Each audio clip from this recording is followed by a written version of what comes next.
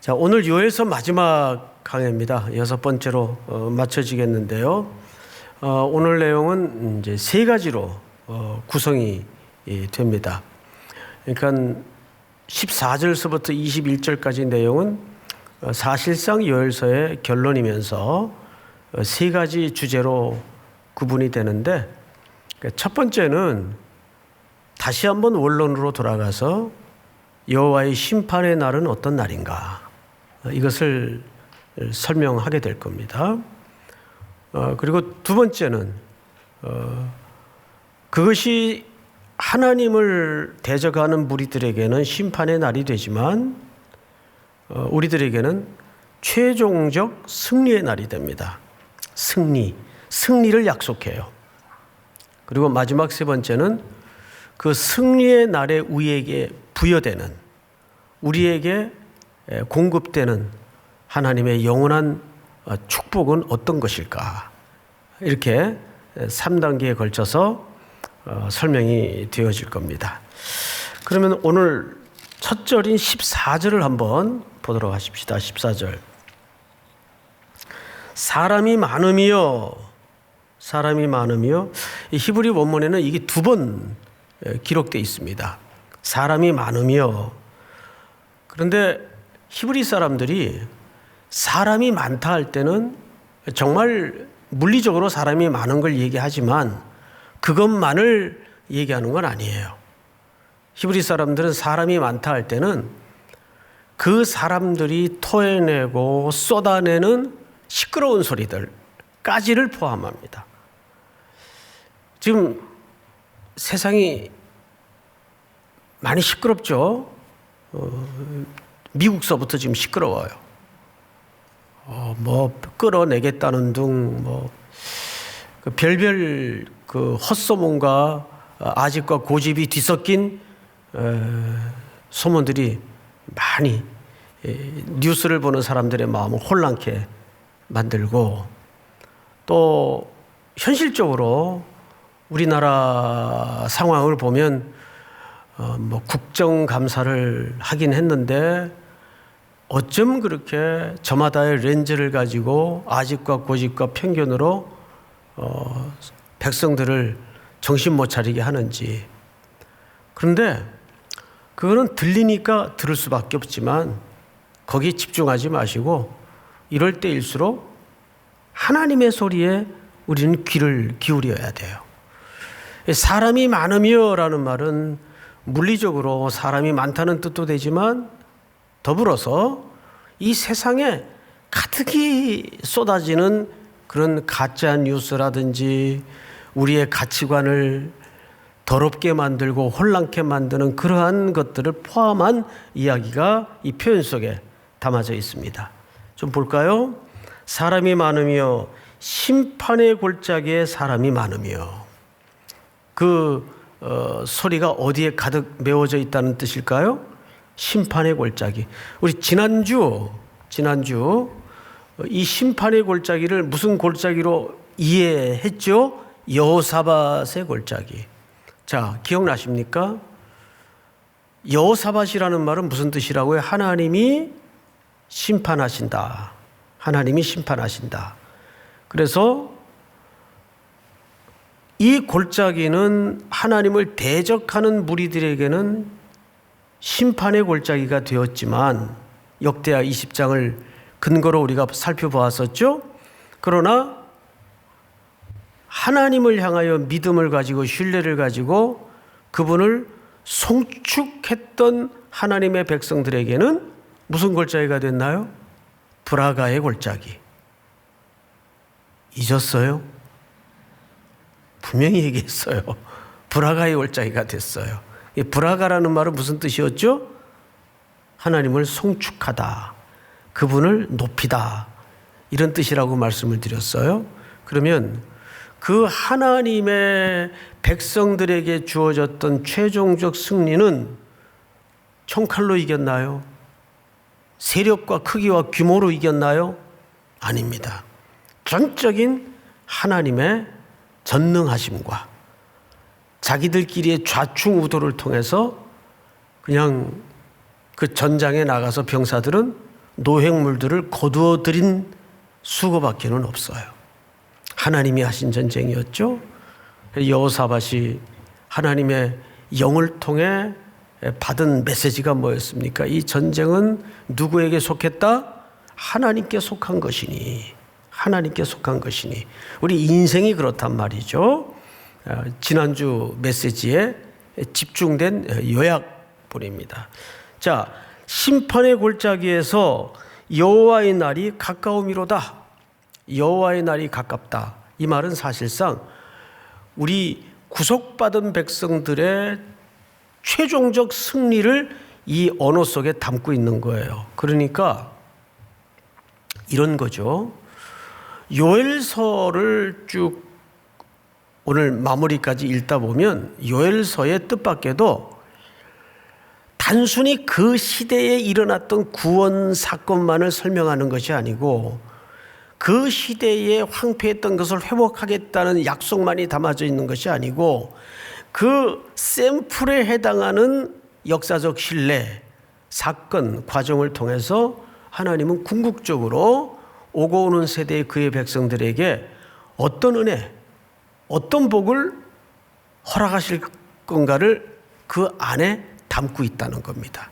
그런 관점에서 우리가 좀 보면 좋을 것 같아요. 마치 그 도토리 안에 큰 상수리 나무가 감추어져 있듯이 이 작은 한 역사의 시점에 벌어졌던 일 속에 거대한 하나님의 플랜과 구속의 마무리가 설명되어 있다는 것을 우리가 볼 수 있을 겁니다. 자, 15절 볼까요? 해와 달이 캄캄하며 별들이 그 빛을 거두도다. 언제 심판의 날이 오면 모든 이 땅의 광명들이 빛을 잃어버리고 그들에게는 캄캄하고 흑암의 날이 될 거예요. 자, 이 샘플을 이미 우리는 어디서 보았죠? 애굽의 430년을 노역에 신음하던 백성들을 건져내실 때 10가지 재앙 중에 무슨 재앙이 있었어요? 온 천지가 흑암이 덮이는 재앙이 있었어요. 기억나실 겁니다. 캄캄함이 임해요.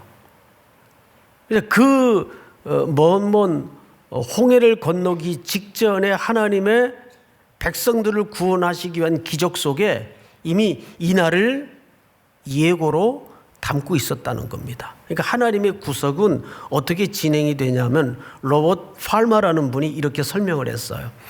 우리 남자분들은 아실 텐데 총을 쏘면 총이 어떤 물질에 박혀요. 그죠? 몸에 맞았다. 그러면 들어간 자국은 점에 불과해요. 딱 총알 그 반경 크기밖에 안 되는데 뒤로 뚫고 나올 때는 이게 어떻게 되죠? 구멍이 커요. 왜 그래요? 이게 돌기 때문에. 그래서 뒤에는 구멍이 크게 나게 돼 있습니다. 나선형 이라 그러죠. 마치 하나님의 언약은 그렇게 진행이 돼요. 창세기 3장 15절에서 여인의 후손이 네 머리를 밟을 것이고 이 약속은 하나의 씨에 해당하는 원복음이에요. 원복음. 구속의 원복음. 이것이 시간이라는 과정을 통해서 나선형으로 점점 커지고 확대되고 계시록 21장 2장에 가보면 이것이 어마어마한 크기로 바뀌어요. 그래서 우리가 계시록 21장 22절을 한번 볼까요? 21장 22절 한번 보십시다. 성 안에서 내가 성전을 보지 못하였으니 이는 주 하나님 곧 전능하신 이와 및 어린 양이 그 성전이심이라. 이 설명은 좀 나중에 할게요. 23절을 보십시다. 다 같이 시작. 그 성은 해나 달의 비침이 쓸데없으니 이는 하나님의 영광이 비치고 어린 양이 그 등불이 되심이라. 잘 보세요. 오늘 요엘서에서는 심판의 대상이 되는 사람들에게는 흑암이 임해요. 그런데 하나님의 자녀들에게는 나중에 그 성은, 이 성이 어떤 성인지 아직 몰라요. 그러나 이 성이 틀림없는 것은 우리가 영원히 거할 산성이에요. 이 성은 해나 달의 비침이 쓸데없으니, 그러니까 이런 세상의 물질적 광명이 무의미해지는 더 밝고 영광스러운 빛 아래 우리가 머물 거라는 뜻입니다. 그러니까 운명이 이렇게 극적으로 바뀌는 거예요. 여호사밧 골짜기에 하나님을 대적하던, 하나님을 알지 못하던, 거부하던 무리들에게는 그 골짜기는 해도 달도 빛을 잃어버리는 캄캄한 심판의 골짜기가 돼요. 애굽 당시에 출애굽할 때 하나님의 심판의 내용처럼. 그러나 하나님을 영접하고 하나님 쪽에 선택함을 입은 백성들에게는 해도 달도 필요 없는 놀라운 광명이 됩니다. 자, 다시 오늘 본문으로 돌아가서 성경을 좀 보십시다. 16절, 여호와께서 시온에서 부르짖고, 여기 사실 좀 번역이 좀 어색한데, 여호와께서 시온에서 부르짖다라는 말은 큰 소리를 바라다 그 말이에요. 자, 아까 앞에 14절에서 하나님의 원수 세력이 골짜기에 모여서 무슨 소리를 냈죠? 사람이 많으며 사람이 많으며 큰 소리를 내요. 근데 이 소리에 많은 하나님의 백성들이 겁을 먹고 움츠러들고 쪼그라들고 낭망하고 좌절하고 공포에 휩싸이는 것이 이 하나님의 백성들의 연약함이에요. 그래서 하나님의 말씀 속에는 두려워하지 마라, 염려하지 마라, 이걸 그렇게 강조해요. 365번이나. 왜 365번일까요? 1년이 365일이니까. 그 말은 매일 우리가 염려에 붙들려 있고 근심에 붙들려 있으니까 하나님께서 동시에 매일 걱정하지 마라, 염려하지 마라, 두려워하지 마라. 그 소리를, 그 위협을, 그 공포를, 두려워할 수밖에 없는 상황을 덮고도 남은 누구의 소리가 바라고 있다는 거죠. 시온에서 하나님의 소리. 하나님이 큰 소리를 바라시면 천하의 모든 것들도 잠들게 되고 잠잠하게 돼 있어요. 여러분, 그 하나님의 권능과 하나님의 전능하심을 믿습니까? 주 목소리 바라시면 천하의 모든 것들이 잠잠하게 돼 있어요. 그래서 하나님이 시온에서 큰 소리를 내요. 이 부르짖다라는 말은 하나님께서 큰 소리를 내다 그 말인데, 이걸 어떻게 부르짖다라고 이렇게 됐네요. 자, 16절을 다시 보세요. 여호와께서 시온에서 부르짖고 예루살렘에서 목소리를 내시리니, 여기 시온과 예루살렘이 나와요. 이것은 하나님의 백성들이 영원히 거할 도성을 얘기하는데, 아까 요한계시록 21장 22절을 다시 한번 보십시다. 도대체 구약에서 그렇게 내내 설명되었던 시온과 예루살렘이 어떤 성을 얘기하는가? 그 성 안에서 내가 성전을 보지 못하였으니, 그 성 안에 들어갔는데 마지막에는 성전을 보지 못했어요. 성전 안에 들어갔는데 성전이 안 보여요. 왜? 이는 주 하나님 곧 전능하신 이와 및 어린 양이 그 성전이심이라. 할렐루야. 그러니까 여기서 시온이니 예루살렘이니 하는 모든 비유들은, 묘사들은 결국 궁극적으로 누가 성전 되심을 설명했던 거죠? 어린 양. 우리가 마지막에는 어린 양 안에 그분과 함께 머물게 된다는 거죠. 자, 이 얘기를 조금 더 구체적으로 성경 기자는 이렇게 설명합니다. 16절 하반절에 보시면 하늘과 땅이 진동하리로다. 그러나 여호와께서 그의 백성의 뭐가 되세요? 피난처 이스라엘 자손의 산성이 되시리로다. 여러분, 피난처와 산성의 차이가 좀 있죠. 피난처는 임시적 성격을 말합니다. 산성은 영원한 도성의 성격을, 영원성을 강조해요. 자, 우리는 이 땅에 살면서 사실은 영원한 도성을 향해 가는 순례자들인데 그때마다 우리는 누가 피난처 되어 주십니까? 예수 그리스도께서 우리의 피난처가 되어 주세요. 그래서 찬송가 70장에 보면 피난처 있으니 환난을 당한 자 이리 오라, 이리 오라. 그 피난처가 누구세요? 예수 그리스도가 우리의 피난처가 되어 주세요. 그런데 그 피난처 역할을 하시면서 우리를 어디로 이끄십니까? 영원한 도성, 새 예루살렘, 산성으로 우리를 흔들리지 않고 무너지지 않는 영원한 도성으로 우리를 이끄는 순례길에 지금도 동행하고 계심을 믿으시기 바랍니다. 그러니까 여러분 기도하실 때 이 코로나가 언제까지 갈 거냐, 없어질 거냐, 지난주에 제가 오후 예배 때인가요? 전부 다 우리 참 그 싱싱한 청년들이 마스크 쓰고 있는 게 너무 속이 상해서 이렇게 질문을 해봤어요. 여러분 옛날처럼 우리가 다 마스크 벗고 이렇게 옆에 타닥타닥 앉아서 그렇게 함께 찬양하고 함께 예배 드릴 날이 올 것 같습니까? 그랬더니 아니요 그래요. 오후 예배했던 걸로 기억이 되는데 아니요 그래요. 뭐 올 수도 있고 안 올 수도 있겠죠. 그러나 그게 중요한 게 아니고 지금 이 길에도 코로나를 겪고 사는 이 길에도 하나님이 동행하고 계시다는 걸 놓쳐서는 안 됩니다. 위드 코로나를 넘어서 위드 갓, 위드 지저스 믿습니까? 그리스도와 함께, 하나님과 함께. 근데 평생 우리 순례길이 그래요. 많은 청년들이 이런 얘기를 해요. 여길 택해야 복이 되겠습니까? 저길 택해야 복이 되겠습니까? 이게 늘 우리의 그 틀이에요, 틀. 그런데 그건 틀렸어요. 질문이.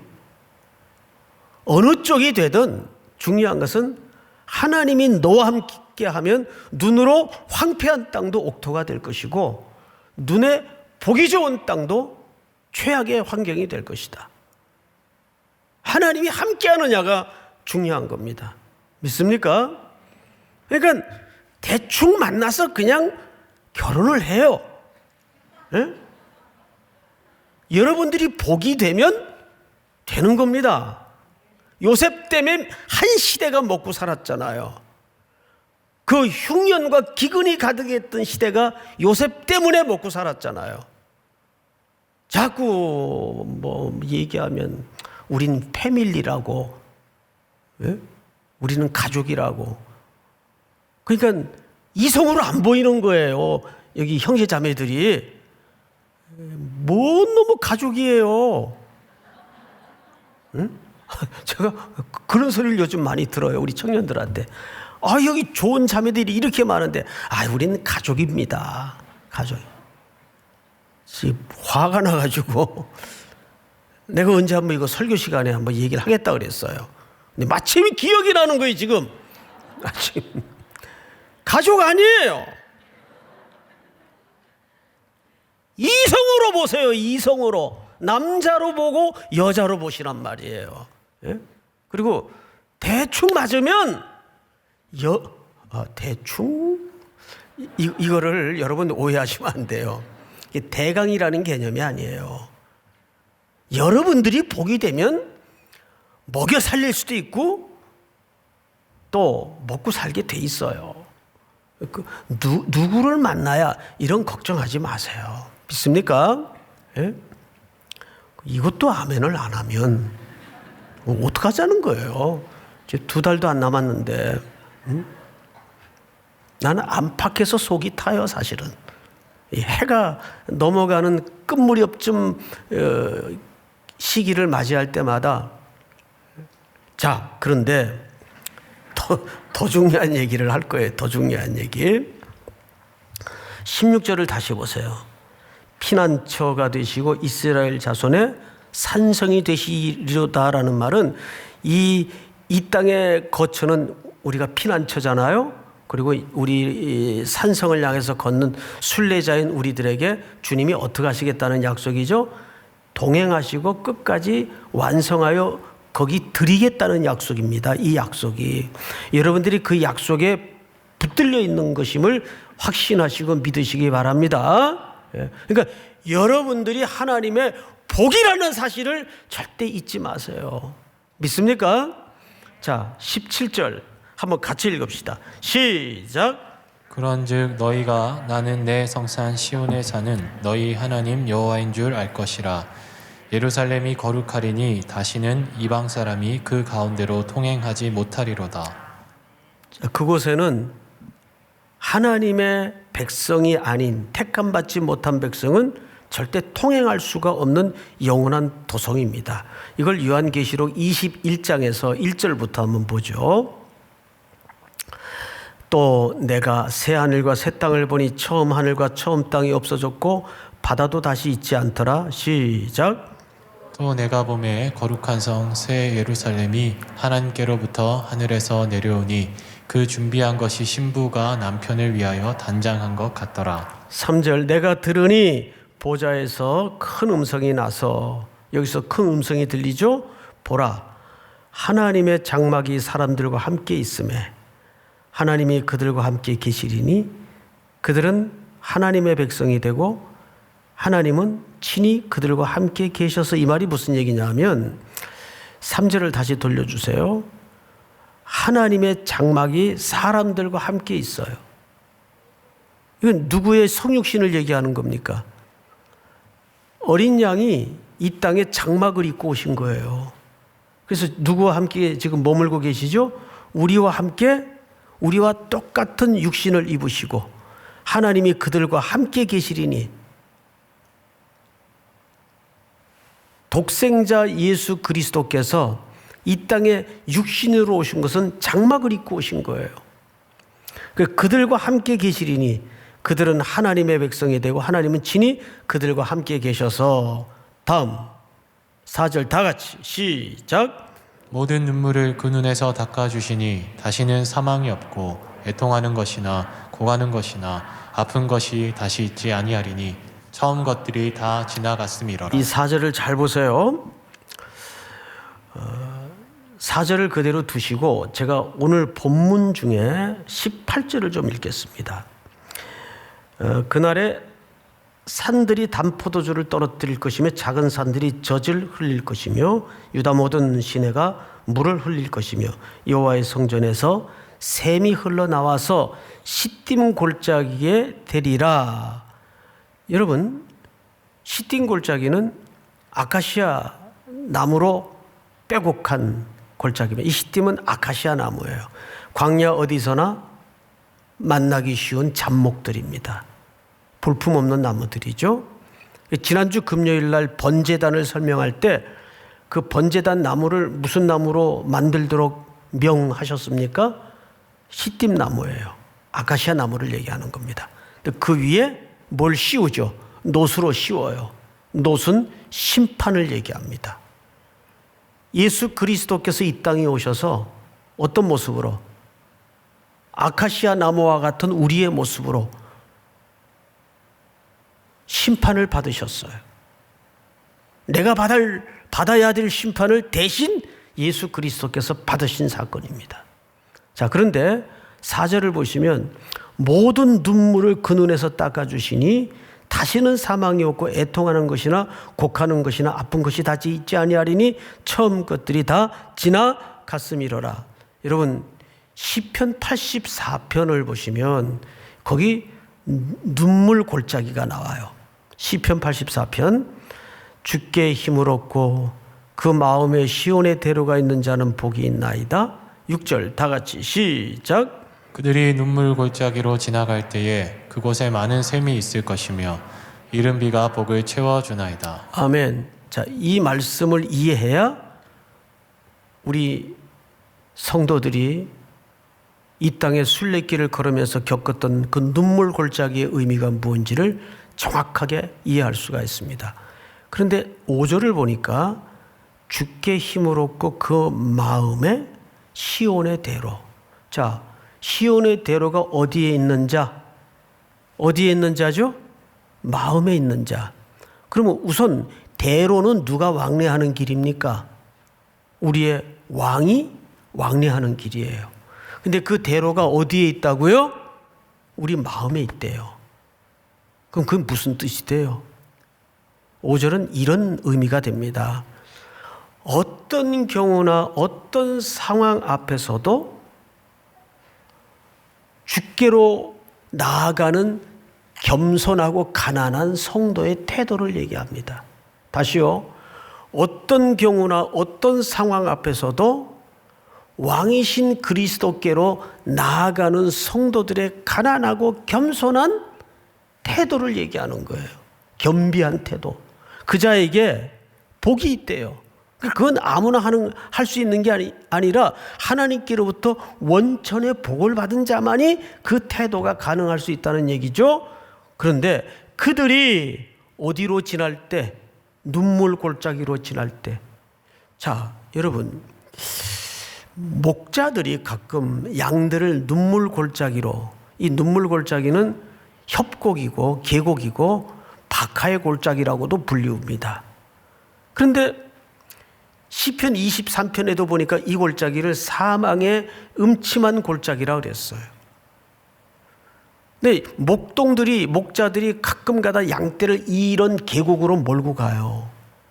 거기가 위험한지 몰라서가 아니에요. 주로 양들이 양질의 꼴을 찾고 먹일 수 있는 것이 바로 그런 데 있습니다. 음습하고 습기가 많은 곳에 양질의 꼴들이 있어요.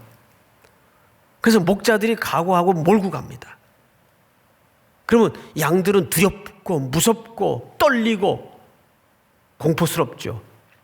근데 이때 뜻밖의 꼴보다 더 중요하고 더 놀라운 유익을 경험하게 돼요. 뭔지 아세요? 두 가지 유익이 있는데 첫째, 그 골짜기를 통과하는 기간대만큼 양과 목자가 밀착되어 있는 기간은 없어요. 그 기간만은 양들이 목자와 철저하게 밀착됩니다. 겁이 많으니까, 두려우니까. 동시에 또 하나의 유익은 뭐냐면 그때 양들은 그동안 몸 안에 축적되었던 영양분들이 근육으로 바뀌어요. 그 협곡과 계곡을 지나면서 근육으로 바뀌어요. 두 가지 유익이 발생하는 겁니다. 우리도 돌아보면 야, 그때 어떻게 지나왔나, 어떻게 겪어냈나. 근데 그때 가장 내가 하나님 앞에 한 호흡이라도 더 나와서 부르짖고 간구했던 시간들이었잖아요. 그 공고함 때문에, 그 사망의 음침한 골짜기와 같은 시간을 지날 때, 그 일 때문에 돌아보면 그때 내가 얼마나 하나님께 밀착돼 있었는가. 주밖엔 답이 없다는 것을 우리가 고백했잖아요. 그 기간을 얘기합니다. 그런데 보세요. 그들이 눈물 골짜기로 지나갈 때 그곳에 많은 샘이 있을 것이며 이른 비가 복을 채워 주나이다. 이 무슨 얘기예요? 그때만큼 하나님께로부터 자비와 은혜와 사랑을 풍성히 경험한 기간이 없게 된다, 그 말이에요. 자, 다시 오늘 본문으로 눈을 돌려서 19절 아주 중요합니다. 오늘 어쩌면 결론 같은 본문인데 19절을 다 같이 한번 읽겠습니다. 시작. 그러나 애굽은 황무지가 되겠고 에돔은 황무한 들이 되리니 이는 그들이 유다 자손에게 포악을 행하여 무죄한 피를 그 땅에서 흘렸음이니라. 네, 여기 두 족속이 등장을 하죠. 애굽과 에돔이 등장을 해요. 여러분, 애굽은 여기 왜 등장할까요? 이 시대적 시간과는 좀 거리가 있는 나라인데 여기 애굽이 소환되어 등장을 하고 또 에돔이 등장을 해요. 도대체 이 두 종족이 요엘서를 마름하면서 왜 결론 부분에 이렇게 소개가 될까? 그래서 이 두 종족의 의미를 알지 못하면 우리가 제대로 된 결론을 도출할 수가 없죠. 자, 우리 이사야서 30장을 한번 같이 보십시다. 여호와께서 이르시되 패역한 자식들은 화 있을진저 그들이 계교를 베푸나 나로 말미암지 아니하며 맹약을 맺으나 나의 영으로 말미암지 아니하고 죄에 죄를 더하도다. 2절 시작. 그들이 바로의 세력 안에서 스스로 강하려 하며 애굽의 그늘을 피하려 하여 애굽으로 내려갔으되 나의 입에 묻지 아니하였도다. 무슨 얘기냐면 성경에서 애굽이라는 나라는 하나님의 백성인 유다와 이스라엘인들 하나님을 신뢰하지 못하고 의존하고 싶었던 지정학적인 나라예요. 기억나세요? 솔로몬이 다윗을 이어서 왕이 됐을 때 제일 먼저 한 일이 뭐죠? 애굽의 바로의 공주를 정식 아내로 데려다 놓은 일입니다. 그게 솔로몬 통치의 첫 번째 일이에요. 자, 그러면 그 당시에 나라와 나라 간의 결혼은 사랑과 애정이 기초한 결혼입니까? 정략적인 결혼입니까? 그건 정치적인 결혼이에요. 그리고 솔로몬의 의도 속에는 이미 뭐가 감춰져 있는 거죠? 솔로몬의 의도 속에는 나라의 안보와 안위를 적어도 하나님께 신뢰하지 않고 애굽을 의지하겠다는 복선을 깐 거예요. 그러면 이방 여인이 어쨌든 다른 나라로 시집을 올 때는 뭐만 옵니까? 무엇도 같이 오죠? 그 나라가 섬기던 신을 같이 데리고 와요. 그래서 그때부터 본격적으로 이스라엘은 혼합 종교가 됩니다. 나중에 열왕기상 저 후반부에 가면 나라 꼴이 어떻게 돼요? 하나님의 성전 안에 낭실과 제단 사이에서 우상 숭배가 준비되고 우상 숭배가 차려져요. 나라 꼴이 그렇게 되는 겁니다. 그래서 애굽은 우리 성도들에게 오늘도 매우 중요하게 던지는 메시지가 있어요. 우리도 이 땅에 살면서 자꾸 규모, 크기, 자기가 사회적으로 갖고 있는 백그라운드를 의존해서 통장의 잔고를 의존해서 인생을 든든하다, 아니다를 가늠하는 이런 사고에 얼마나 많이 젖어 있습니까? 그것들이 우리를 안위하고 붙들어주는 게 아니라고요. 그런 사고방식들이 곧 뭐를 의지하는 거예요? 애굽을 의지하는 거예요. 애굽을. 또 에돔은 여기 왜 불려 나옵니까? 에돔은 왜 불려 나오죠? 여러분 창세기를 한번 보십시다. 에서 곧 에돔의 어라. 에돔이 누구의 후손이에요? 에서 누구 형입니까? 에서 누구 형이에요? 야곱의 형 아니에요? 이 둘이 전 성경의 역사를 통해서 중요한 실체적 사건 하나를 남겼죠? 자, 우리 히브리서를 한번 볼까요? 이런 얘기가 있어요. 너희는 너희 하나님 은혜에 이르지 못하는 자가 없도록 하고 또 쓴 뿌리가 나서 괴롭게 하여 많은 사람이 이로 말미암아 더럽게 되지 않게 하며, 다음 절, 음행하는 자 곧 한 그릇 음식을 위하여 장자의 명분을 판 에서와 같이 뭐 하는 자가 없도록, 망령된 자가 없도록. 여기 망령되다라는 말은 뭐 노망이 걸렸다 이런 의미가 아니라, 망령되다라는 말은 자기 영혼을 경홀히 여긴 자란 뜻입니다. 자기 영혼을 경홀히 여긴 자. 에서는 그래서 이 이후에 끊임없이 우리 하나님의 백성들 이 한켠에 남아있는 육체적 모습으로 등장을 해요.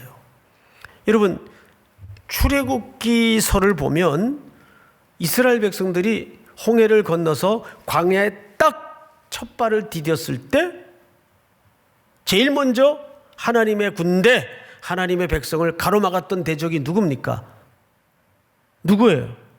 아말렉이에요. 아말렉이 누구의 후손입니까? 에서의 후손이에요.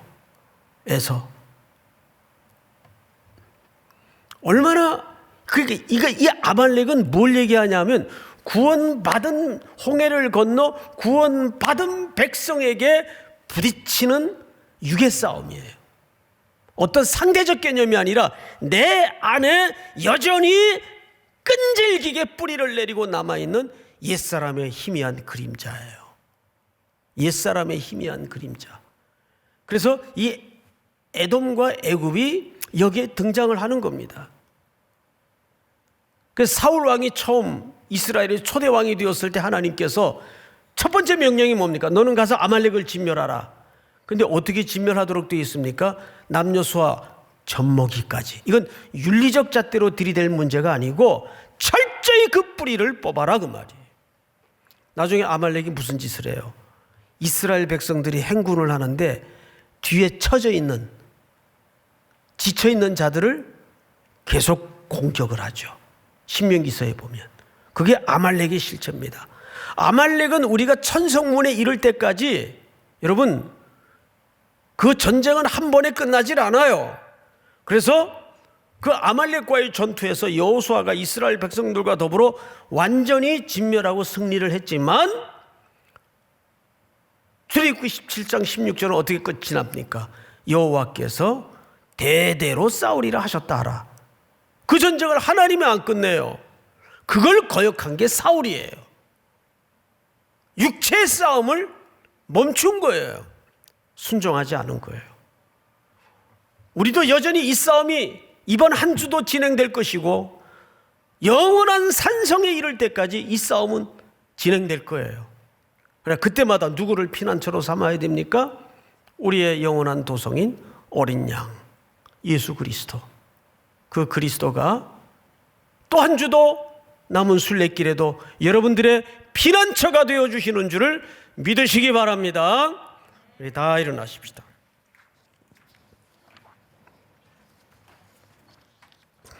하나님은 너를 만드시는 분,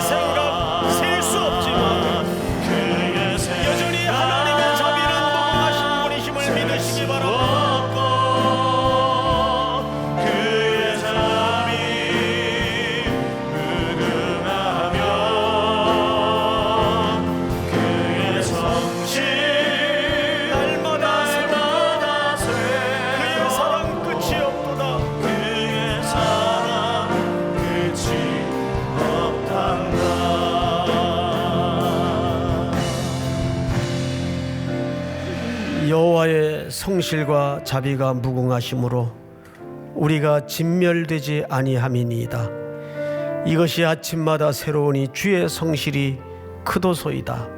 하나님, 11월 둘째 주일 아침 주의 자녀들을 이곳에 모으셔서 하나님의 자비를, 긍휼을 다시 한번 확인시켜 주심을 감사합니다. 이 순례길을 걷는 동안 우리의 피난처가 되어 주시고 영원한 도성 어린 양과 함께 아름다운 혼인이 이루어지기까지 우리의 길을 동행해 주시옵소서. 또 한 주도 요란한 소리에 여호사밧 골짜기와 같이 사람들이 가득하고 사람의 소리가 가득한 세상을 향해 우리 성도들이 살아낼 때, 걸어갈 때 언제나 저들과 동행하시어 주의 자비를 드러내 주시고 하나님의 전능하신 손길에 붙들리는 또 한 주가 될 수 있도록 도와 주시옵소서. 지금은 우리 구주 예수 그리스도의 은혜와 하나님 아버지의 사랑과 성령님의 교통하심이 머리 숙여 경배를 드리는 사랑하고 사랑하는 모든 주의 백성들, 머리 위에 해외 군에 출타 있는 가족들, 복중의 생명까지 영원토록 함께 있을지어다. 아멘.